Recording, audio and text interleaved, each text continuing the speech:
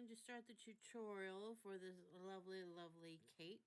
You don't have to pick Christmas colors, but I definitely suggest that you do.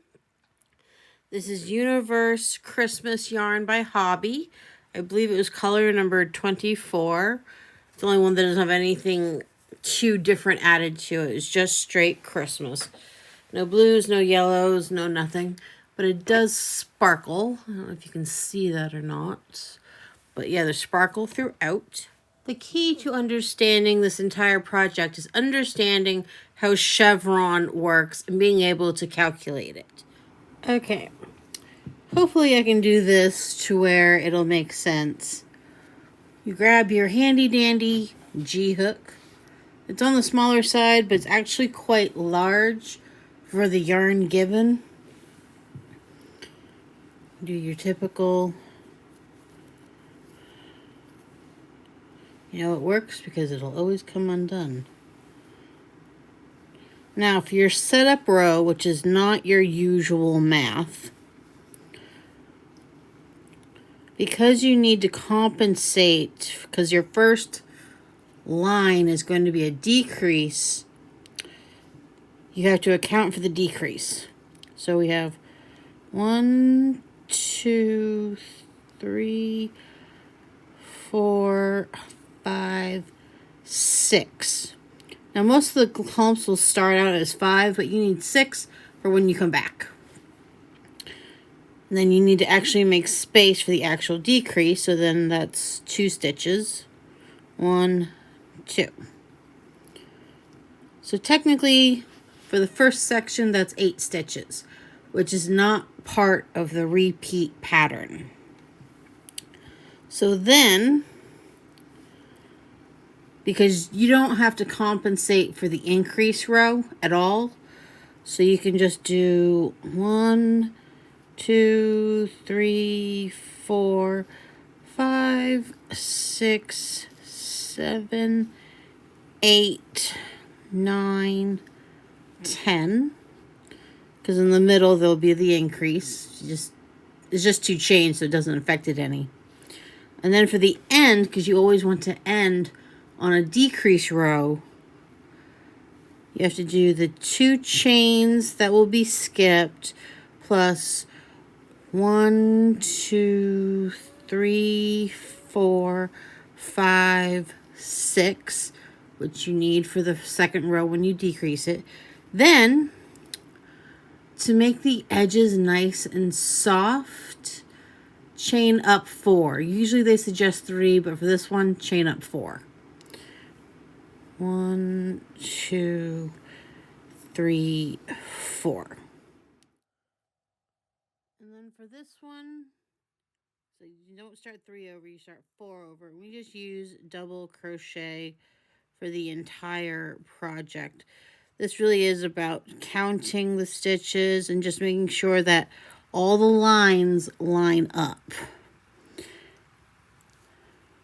And this is how you get used to lace weight. It's very thin, but once you get going and have a good thing to hold on to, it's not that bad. Just have to have a lot of patience. This is just a setup row. Okay, we have our 6 stitches.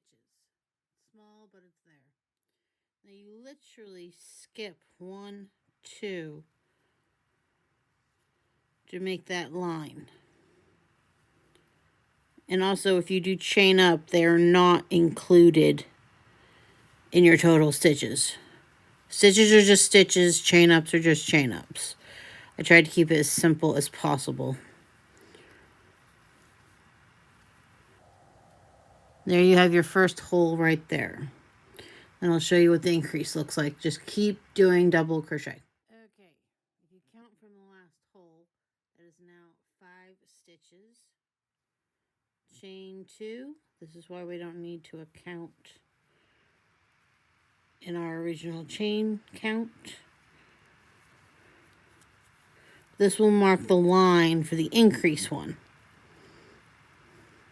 And basically they just rotate. In order to make this project to make sense, keep your decrease line next to your edges And then all the rest of them just fall after that. And we can compensate for any variations at this point, because it's non-stop plus, minus, plus, minus, plus, minus with all the lines. Or as I can say in the fabric, because I'm actually wearing it right now. Let's see, where is it?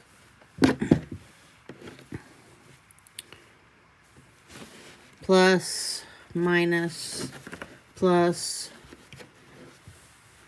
minus, and this is what it is forever. That's how you get your points. That's how your edge turns out with all these lovely points on it. And so we shall continue until there's 5 stitches and the increase line, which is next to the edge.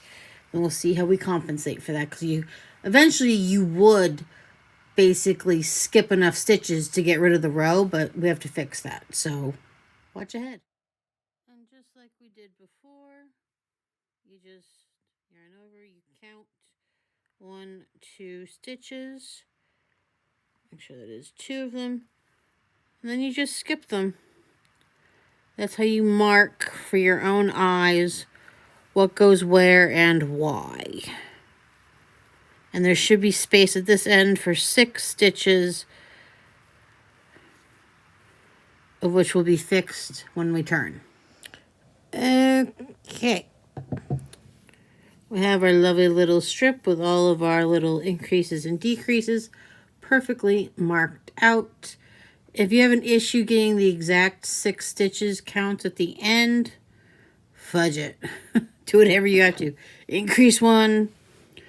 Make the hole a little bit bigger where you decrease. Do whatever you gotta do. Make it work. I know it can be a headache, especially when it's this small. But once it's set, you're set for the rest of the project. And don't tell anybody it's there. It's simple. You don't have to worry about any changes until the 4th row. So now, 1, 2, 3, 4. It's still a fairly loose fabric because this hook really is like double the size it should be for the thickness of the yarn. And so, we do not increase in this first row. We will for the rest of the project, but this one, we're letting the decrease eat up that extra stitch. So 1, 2,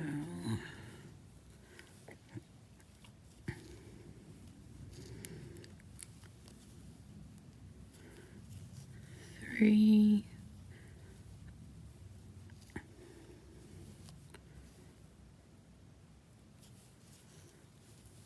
4. So once you get a good thick edge on this, all this swirling around goes away.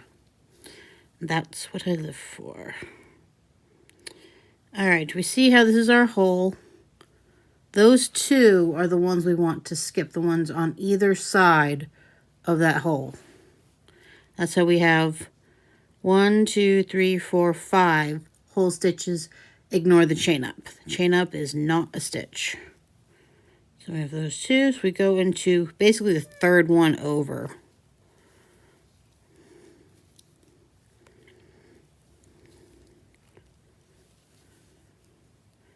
And then we go to, with this project, as I like to say, can you count to 5? That's basically all this is. Can you count to 5 over and over and over until the 4th row? One is like, can you count to 6? Can you count to 7? Eventually, every single one will be 1 off every other row.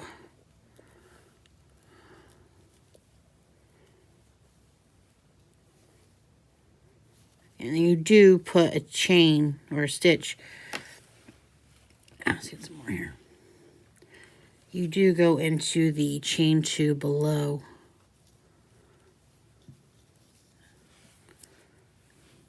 Okay. That's what we have. Now, chain 2. Go back in.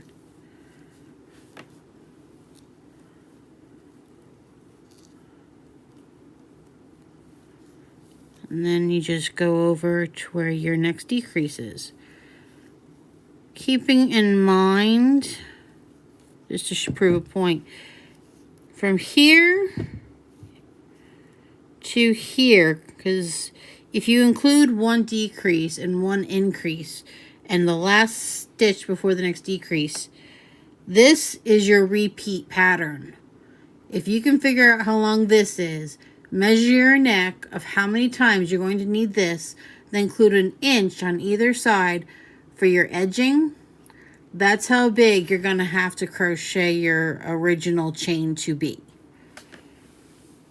So it's just simple math. Or make a chain that's long enough, and then I showed you the numbers of how big each one's going to be. Then just figure it out accordingly. And if it's a couple stitches off in your original chain, fudge it. Make it work. It's fine. Once it's set up, you're perfect.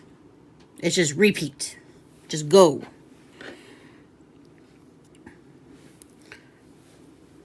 If you need written instructions, the pattern's in the Etsy store for instant download. This does eventually get soft and pliable and quite fun once you get this thing set up. It's a rather bouncy fabric. Alright. I like all the sparkle too. It really is a joyful project. Alright, you have your stitch on either side of your decrease. Yarn over. Skip both of them. Go into the third one. And don't worry about your sixth stitch on this side, because we just got rid of it with that decrease.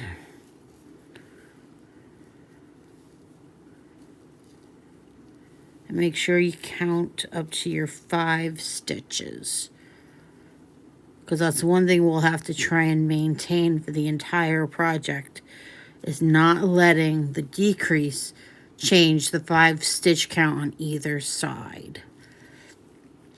It still gravitates outward. Let's see. 1, 2, 3, 4.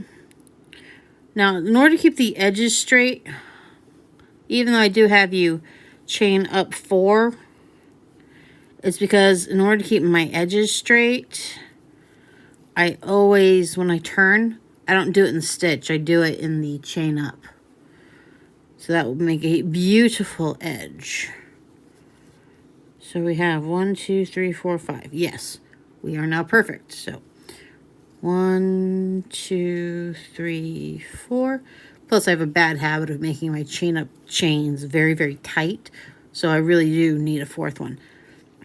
Since we got rid of the one here, we're going to be getting rid of another one. So 2 double crochet in that ending stitch right there. This is how we're going to keep the 5 alive.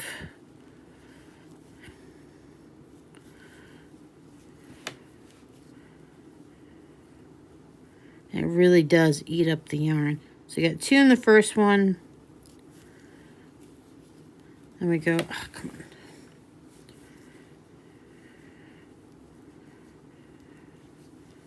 One, 2, 3, 4.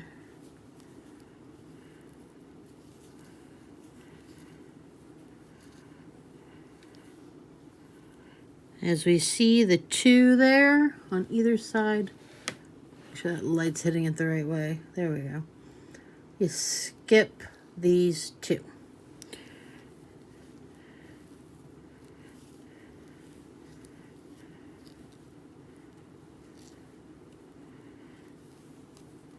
And then you just crochet up until your next increase. This is how you do chevron in general. So you can use this stitch for as many projects as you want. And in the middle, you don't have to worry about keeping track of what you're decreasing necessarily at this point.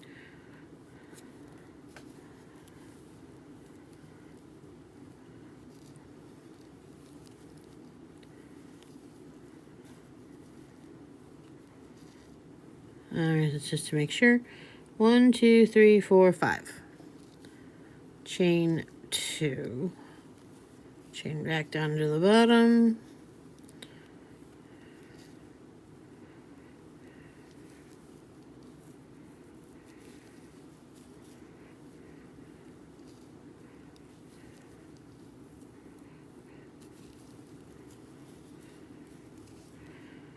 It really doesn't curl that much, to be honest, for fabric.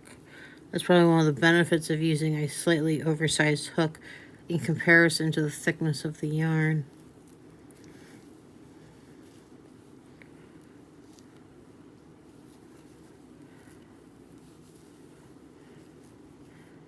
Yep.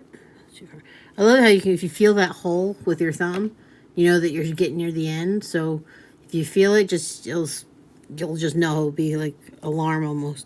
So 1, 2, 3, 4, 5. Yes, we see the 2 stitches. You skip them.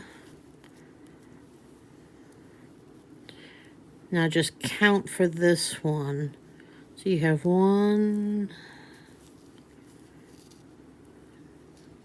2. Oh, come on. 3. Is that the last one? Yeah, this one only has room for 4. So this is when we start increasing at the beginning and end of every row to compensate because it's next to the decrease. And I still stick with the idea that the last stitch should always be in the chain up. So we do put a stitch in every single previous stitch, but then just put that extra one in the chain up to compensate.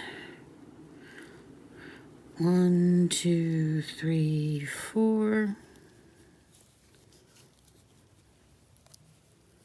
And then again, we put 2 in the first one.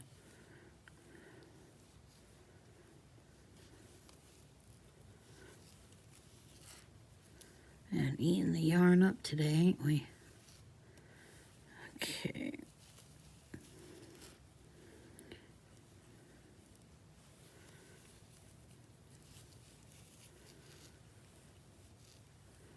Again, counting stitches. 1, 2, 3, 4, 5. And there we are. You increase the 1, you make the 5, you're at your decrease again. Yarn over, skip 2, put it in the third one. And this is how you do just the first 3 rows. The fourth one is when you increase on either side of the increase line every other row to get that fan thing going. The lovely, you stretch it out. Or stretch it out. It's when you go from little chevron to big chevron. They get farther and farther apart.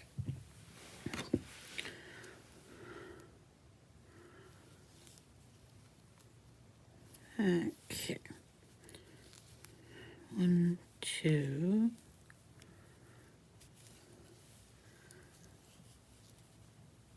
3.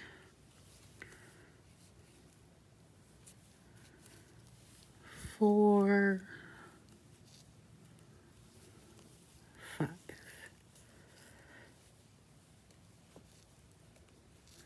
Chain 2. So as soon as you feel that hole with your finger, something has to happen.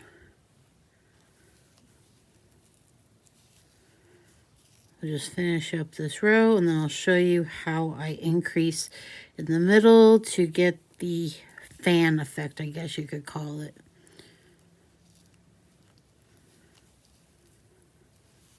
And also, once you get the increases going, you only stop doing increases every other row when you think it's long enough. Like, you can move your arms freely. It has a nice sway to it. And then you just stop increasing. You keep doing the pattern, you stop increasing. So that's an up to you thing. Because I like patterns where if I can measure it, I can make it. When people put sizes like large, that doesn't work. Large what? A large mouse? Because not everyone in this world is the same size, you know. I mean, is it a small for a pygmy? Is it a small for a Viking? I mean, what are we talking here? It's not the same thing, man.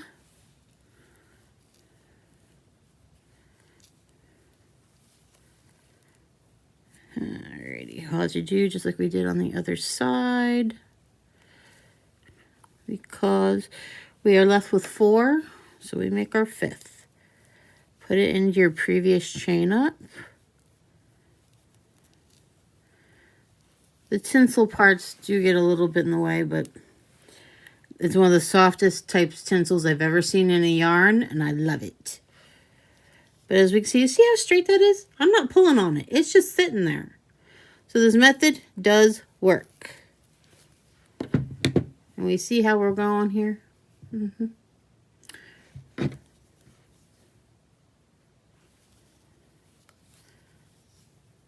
1, 2, 3, 4. We never stop increasing that extra one in the beginning and end of every row.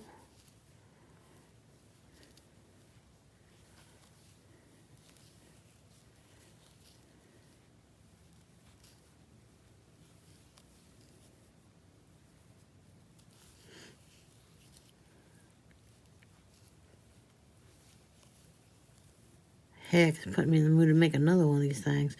My original one, because I'm a 3XL, took like 5.5 cakes of yarn. And I don't have that sitting around, so. But still, I do enjoy the fabric. Okay, skip 2, go to this one. Okay, 4th row. We have completed our decrease. So you can find your increases better than I did with mine.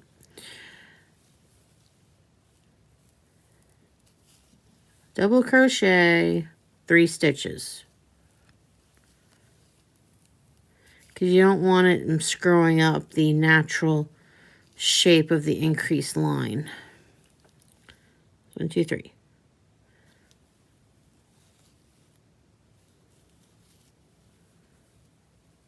This is approximately 2 stitches, because they only got 2 more, they're supposed to go in there. So you do 3, you add an extra one, so it gives you that 1 stitch away effect. So if you always do it on the out edges of your increase lines, 1, you'll always be able to find them, and 2, it won't mess up what you already got going on. So 1, 2.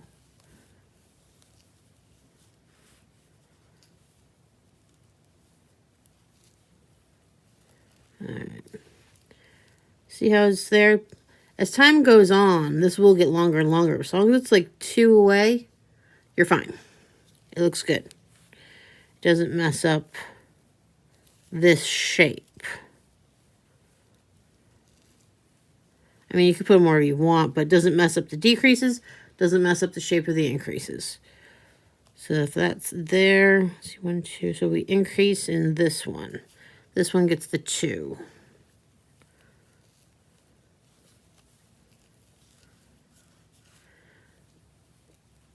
And like I said, this increase is only done every other row, so it's not too crazy. Because like with mine, I think I ended up with like 20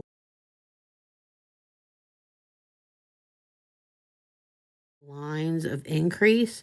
So it's every other row I was increasing like 20 stitches. So just keep in mind, if you have to leave stitch markers for yourself to note where you did what, or just take a really long piece of scrap yarn and a darning needle, and then just like every time you increase, just hook it underneath the stitch so you know where it is, and then it'll like follow it all the way up. So you don't need just like one marker. That one piece of string will keep you so on track. Okay, now counting 1, 2, 3, 4, 5, 6. That is correct for this row. We are at the decrease. Yarn over.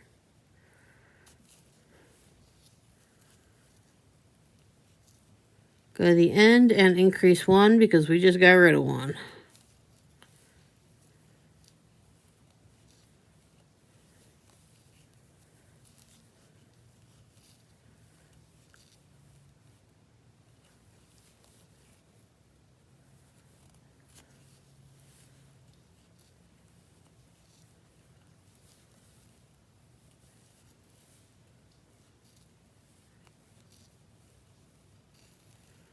Okay.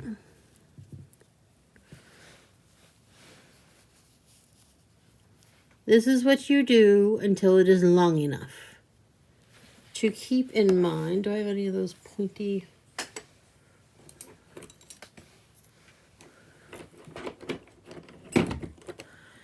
Okay. Between here and here is your repeat. And it measures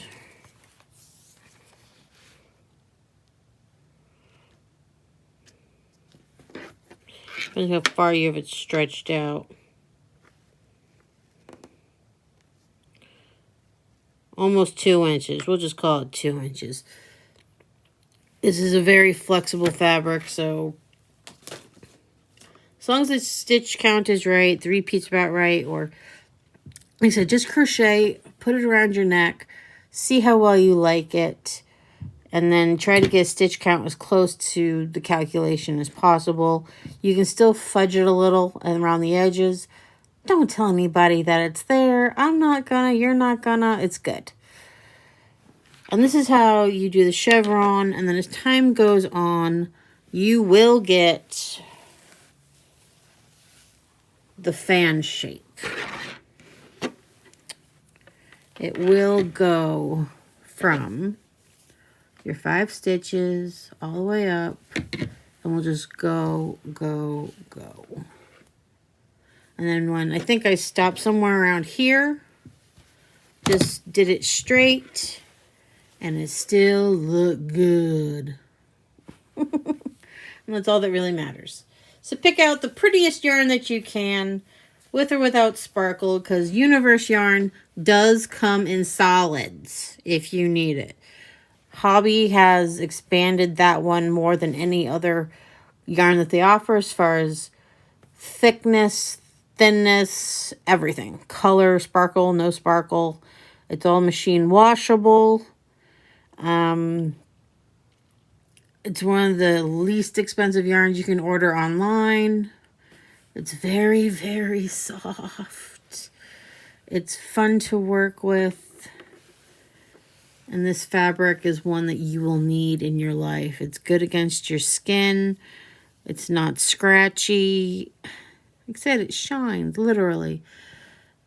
And the hook to yarn ratio is perfect for this. So if you're afraid of lace or small stuff, this one, it glides like butter. So you won't be afraid of it. It glides like butter. And it makes one heck of a cool Christmassy thing.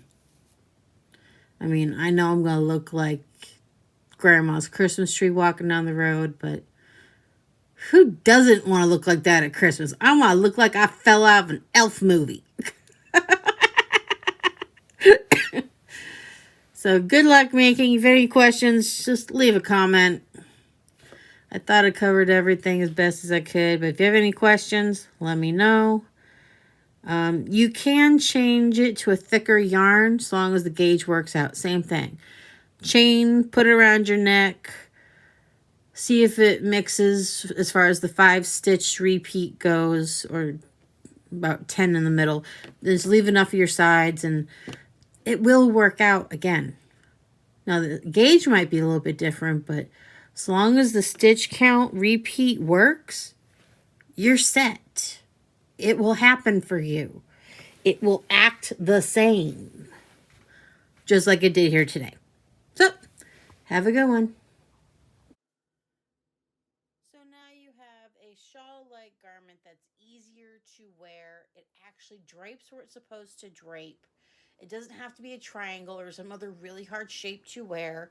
It's not just for around your neck. Your hands are still free. You don't have to worry about shaping like sweaters or anything.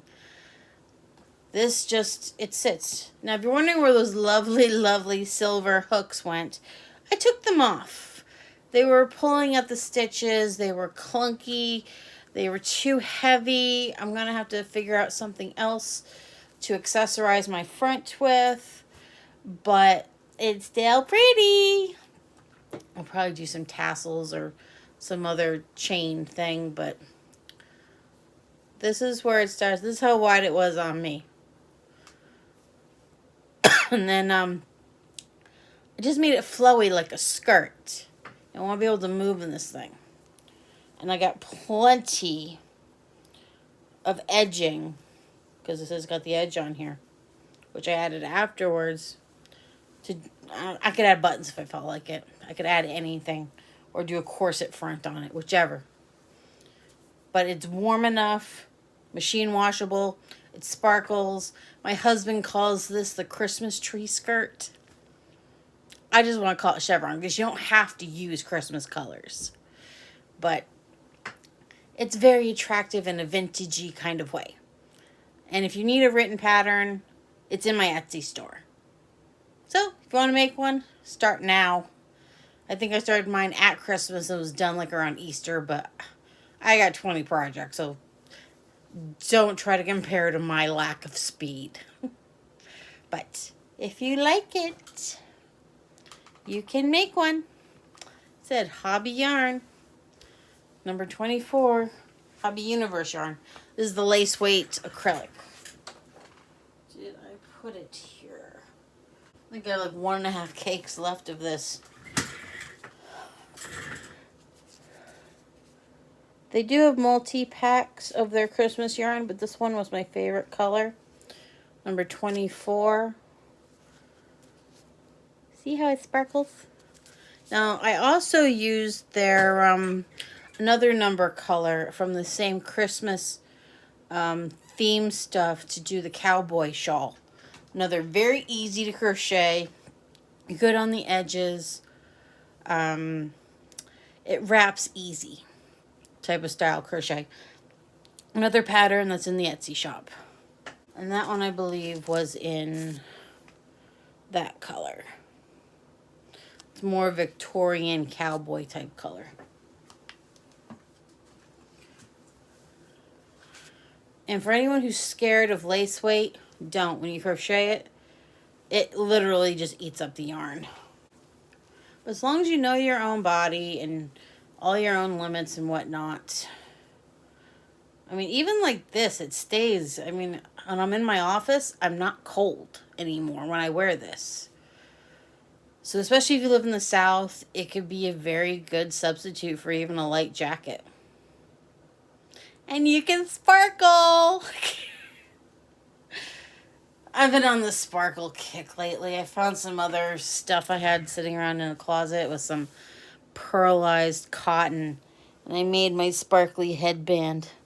I know it looks like I got it from Temu, but that's what you get when you mix sparkly plastic yarn with cotton. The machines can do it too. Good luck, everybody. Have any questions? Let me know. Just enjoy the journey in making stuff and don't sweat the small stuff because half the time you can just fix it and don't tell anybody it's there. Seriously, it's your squaw mark. The squaw mark is a mistake in your project that only you know is there. But that's how you know it's yours. That's how you know it could not be anybody else's. Because it's yours. Because that's your mistake. But at the same time, most people, what person do you know is good enough at crochet who could find the mistake? You're lucky if people can tell you that it's made from yarn. You know what most people say? Is it made with string? Yeah, lots and lots of string. Yeah. My other favorite is, oh, did a machine make that? No. The only machine is right here in my hands. That's it. But good luck. If any questions, leave comments below.